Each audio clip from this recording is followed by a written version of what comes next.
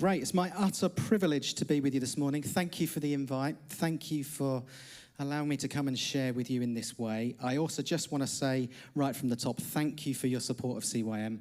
You're an incredibly generous church towards us, and many of you as individuals support us in different ways as well. So a huge thank you. We think you're brilliant, and we're very, very grateful for you. Both Josh and myself could talk about CYM for days. I won't do that from the stage, but if you'd like to know more about what we do and how we do it and how we support children and young people, please do grab us afterwards. We'll hang around and we'll happily chat to you about those things. So it's my privilege to round off this series of The Good Life. Has it been a good series? There's 3 of you. Has it been a good series? Yes, Steve, there you go. I'm happy for audience participation. I'm happy to be heckled. I have selective hearing, so it's okay. You can throw stuff at me if you want to, but come on, help us right at the start. What are some of the characteristics of Jesus or of this good life that you've looked at in the last 5 weeks? Shout some of them at me if you can remember.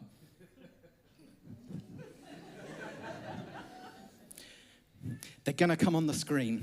Okay. Steve, tell me one. Oh, I didn't bring prizes either, so you're all right. Here you go. Here's the things that you've looked at, the top 5 there: the blessed life, the purposeful life, the right life, living a connected life and a trusted life. And today we finish by looking at a secure life. There's pressure on me to finish this well. You've had some great speakers over the last few weeks open this with you. The secure life. I want to make the suggestion to us all this morning that we're just one choice away from the best decision that we can ever make. That's a pretty grand claim from a guy standing on your stage for the first time who you don't know. But I'm hoping you're going to come on that journey with me as we look at that together. And what about a quick recap as to where we are in the Bible as well? So this Sermon on the Mount, about 2,000 words, classed as possibly Jesus' best ever teaching moment, describing what this good life looks like, these things that we've got up on screen. And we've seen it. We've gone through the lens of Matthew. Now, Matthew was a tax collector turned disciple of Jesus. We've looked at it through his eyes. You find his writing right at the beginning of the New Testament. So if you're looking at your Bible in 2 chunks, Old Testament, New Testament, Matthew kicks us off with his gospel in the New Testament. And let's be honest, he wasn't a goody two-shoes. He wasn't somebody that would have been particularly liked in that day before Jesus got hold of him. He was a tax collector. He'd have been pretty disliked, I think would be fair to say. And yet, this is the bit I love, yet Jesus chose him. Jesus chose Matthew and said, "Come, follow me." We're going to look particularly at security this morning, and I think security in our lives is really important. Can you think of all of the things that play a part in how we feel and whether we feel secure? The political landscape, what's going on in the world financially, the relationships that I have, that you have, that we have with other people, how all of that impacts our well-being. And yet in this teaching, the Sermon on the Mount, we're challenged for a vision of radical love, humility, and trust in God. We're challenged to follow a pattern of life within the community of Jesus' followers. Security matters when we're in community. Many, many years ago, I studied at 6th form, and we were regularly presented with this slide when I was in a sociology class. You may have seen it, Maslow's hierarchy of needs. Ultimately, what we're looking at here, we're looking at a suggestion of what a human needs to feel safe and secure and to fulfill their full potential in life. Right at the bottom, he talks about our physiological needs. So are we hungry? Are we thirsty? Are we tired? Are we warm? Are we in pain? Those sorts of things. If those things don't exist, we move on into the other areas of needs, so Maslow says. If we're secure and safe, secondly, we can then advance to things like our social aspects, our self-esteem, and our self-actualization. What does that mean? Well, that means becoming the very best version of ourselves that we can possibly be. And according to Maslow, safety is really important within that. So for just a few seconds, you might want to close your eyes. Can you think of a time when you didn't feel secure in your life? Be careful where you go with that. But can you think of a moment where you weren't secure? How did it make you feel? What did it do to your insides? What thoughts were generated in your mind? I'm going to suggest this time and time again this morning, that we're one choice away from making the best decision that we can ever make. Now, in the Sermon on the Mount, Jesus uses some Hebrew literary styles to help describe and explain some of what he's talking about. So just for a few moments, bear with me, let's go back to school for a little bit together. We get this. It's called parallelism. Try and say that, parallelism. Say that when you've walked out of the football ground after 16 years of losing to your arch rival and you've finally beaten them. Parallelism. There are different types of parallelism.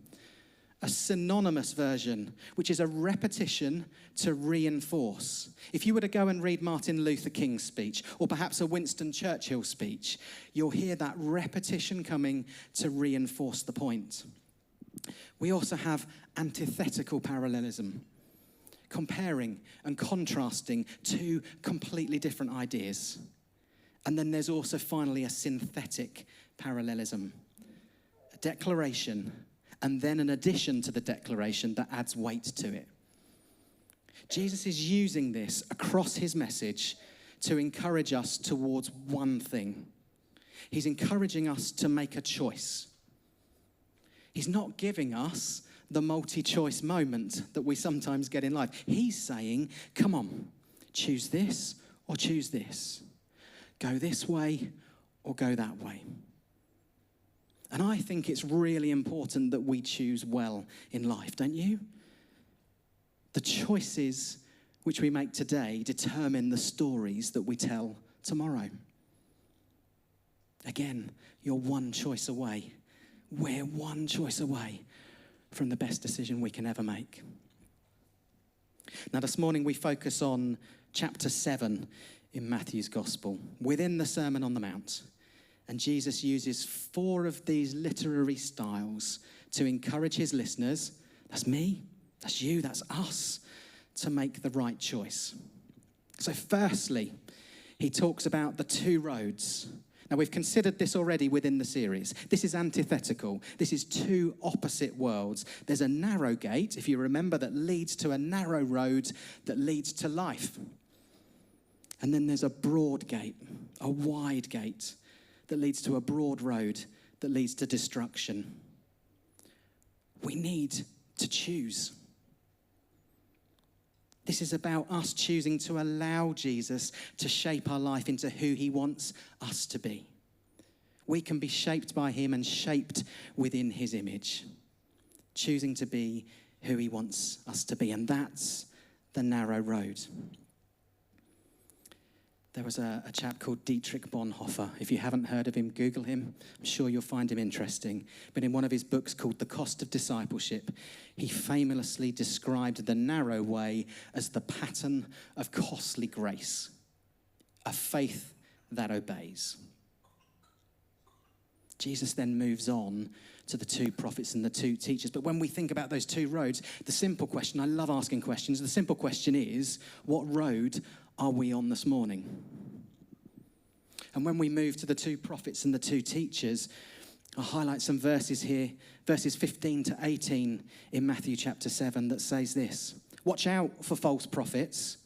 They come to you in sheep's clothing, but inwardly they are ferocious wolves. By their fruit you will recognize them. Do people pick grapes from thorn bushes or figs from thistles? Likewise, every good tree bears good fruit, but a bad tree bears bad fruit. A good tree cannot bear bad fruit, and a bad tree cannot bear good fruit. Can you see those parallelisms that Jesus is using? There's the synthetic and the antithetical. He's saying the true prophets bear good fruit and good teaching comes from the good trees. And then he says the false prophets bear bad fruit and bad teaching comes from those trees. I think it's really difficult for us at times to spot the false teachers. And I think Jesus is saying we need to look out for them. I'm pretty sure they don't walk around with a nice sweatshirt that says false teacher on the front. But they're out there.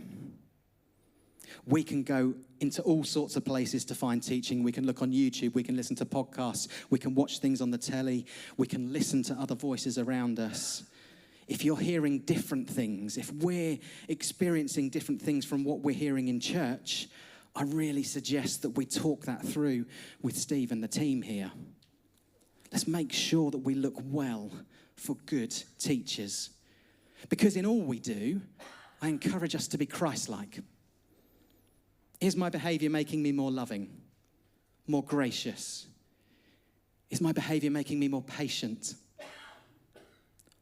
What am I listening to? What teaching am I taking on board? The Bible is such an important tool for us. It's a wonderful roadmap. But don't forget, in all we do, we strive to be Christ-like. So which road are we on this morning? And what fruit are we eating? Jesus then moves on and talks about the two groups of disciples or followers.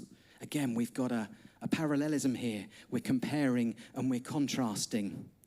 In verses 21 to 23, he says this, "Not everyone who says to me, 'Lord, Lord,' will enter the kingdom of heaven, but only the one who does the will of my Father who is in heaven. Many will say to me on that day, 'Lord, Lord, did we not prophesy in your name, and in your name drive out demons, and in your name perform many miracles?' Then I, Jesus, will tell them plainly, 'I never knew you. Away from me, you evildoers.'" That's a pretty scary verse. It's pretty intense. And don't worry if you're new to us today, if you're watching online and you're brand new, there are some great encouraging verses in our Bible, but this is important because it challenges us. It's effectively saying words are not enough on their own.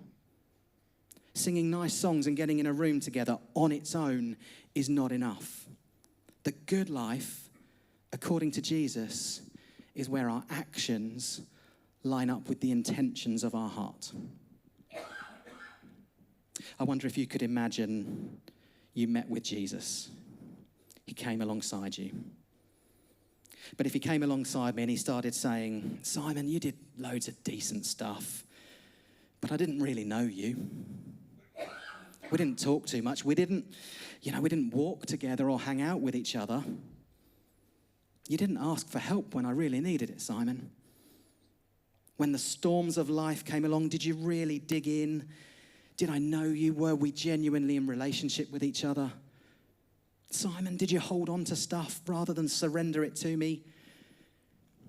Did you really allow me into your life? Did you choose me?" What type of disciple or follower are we? Only those who do the will of my Father who in heaven will enter the kingdom of heaven. Some of you might recognize this chap as he comes up on the screen. As you can see, his name is Jimmy Carter, a committed Christian, probably best known for being a president of the United States. He died last year.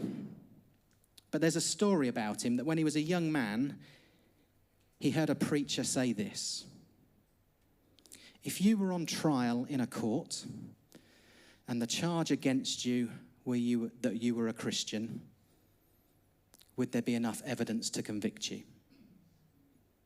If you were on trial in a court and the charge was being a Christian, would there be enough evidence to convict you? Think back through the last week that we've all been through. Has there been enough evidence for those of us who claim Jesus to be our Saviour? Has there been enough evidence to convict us of being a Christian? That's what that did to me when I heard it. I don't know about you. But it challenged Jimmy Carter so much as a young man that he went away, he sought Jesus, and he surrendered his life and moved from that broad road that we've talked about to the narrow road. He went through the narrow gate and he served God faithfully for 100 years. I wonder, can we make that choice today? What type of follower are we? What fruit are we eating? Which road do we find ourselves on? Because this morning, we're one choice away from making the best decision we can ever make. And then Jesus brings the Sermon on the Mount into land, I think, in a brilliant way. He has one final parallelism, one final comparing and contrasting. And he talks about the two builders. In verses 24 to 27, he says, "Therefore, everyone who hears these words of mine and puts them into practice is like a wise man who built his house on the rock. The rain came down, the streams rose, and the winds blew and beat against that house, yet it did not fall, because it had its foundation on the rock. But everyone who hears these words of mine and does not put them into practice is like a foolish man who built his house on the sand. The rain came down, the streams rose, and the winds blew and beat against that house, and it fell with a great crash." We're all hearing these words today. We fit into that category. Therefore, everyone who hears these words of mine and puts them into practice. The compare and the contrast is really important within this little moment, this little story. Why? Because both builders build a house, don't they? They both build a house, and we build a house. We build our life and all the stuff and all the people and all the things around us. They both face storms. And I think it's pretty obvious that we will continue to face storms. Whether we have a faith or not, those storms still come. No matter what we look like, where we come from, what our heritage is, any of those things, the storms still come. I once heard somebody say in a talk that storms will test what you are building. So they both build a house. We do that. They both face storms. We'll still do that. They both have a foundation. And this is where the story goes in really different directions. Only one house stands. The house that has chosen to be built on the foundation, on the rock. And if we build our life on the foundation of Jesus Christ, we will stand strong. What house, what type of life are we building? What type of follower or disciple of Jesus are we? What fruit are we eating? And what road do we find ourselves on? If we build our one and only earthly life on that foundation, it will ensure that our life will ultimately stand. Why? Because Jesus is constant.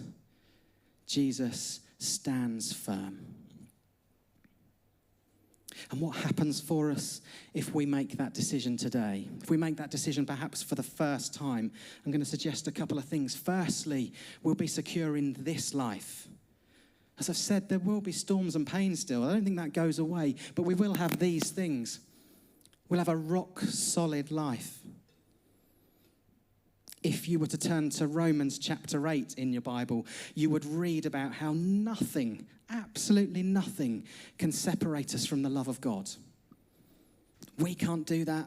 Our friends can't do it. Death itself even doesn't separate us from the love of God. Storms come. Financial difficulties may come along. We may face problems with relationships or our health. But the love of God will not change. It's rock solid in our lives. There's also a rock solid forgiveness. Why? Because of what Jesus did on the cross for us. Everything we've done, whenever we've messed up, whenever we've got it wrong or made mistakes, it can and will be forgiven. God forgives us completely, and we can live in this life in the security of knowing that.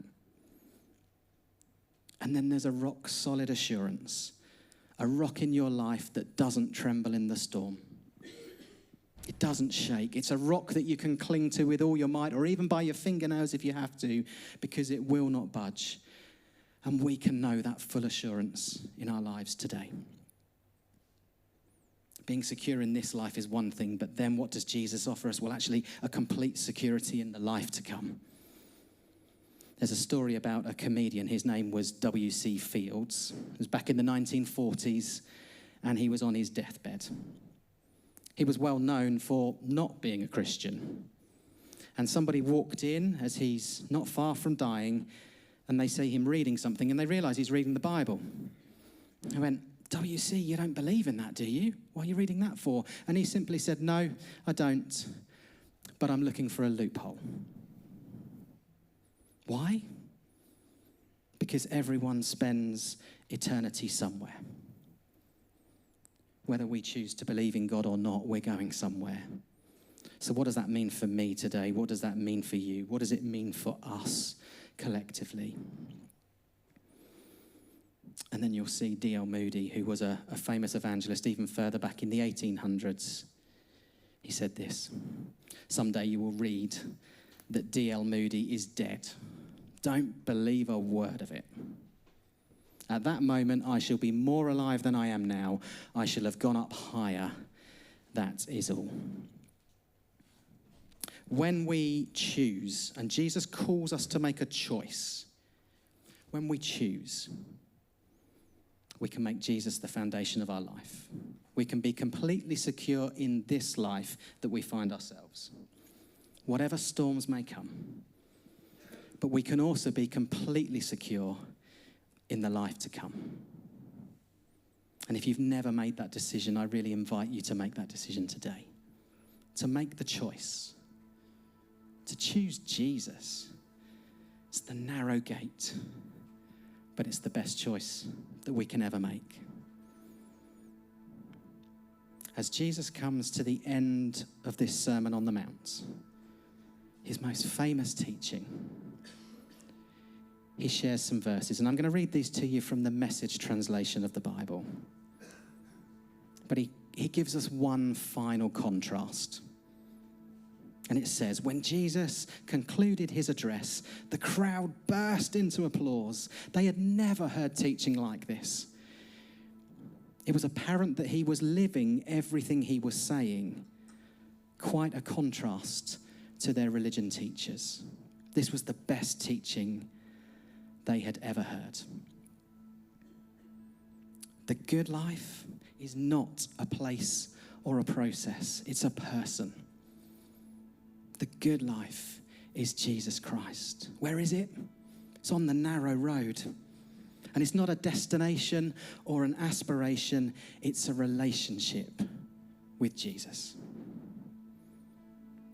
So whatever circumstances we find ourselves in today, whether we're here in the room, whether we're watching online, we're able to make that choice today. Jesus, will you be the foundation and the bedrock of my life? Jesus, will you be my cornerstone? Jesus, will you be our cornerstone? And as we sing again in a few moments, if you're making that choice for the first time today, I encourage you afterwards to come forward and to speak to one of us, to come to the info point, to come over to where Steve and I are sitting. We'll happily chat with you. We'd love to start that journey with you. And if you're watching online, perhaps put something in the comments or find a way to contact us here at the Forge so that we can start that conversation with you, because you're one choice away from the best decision you'll ever make. A secure life with Jesus in this life and the next. The good life. Will you make that choice today?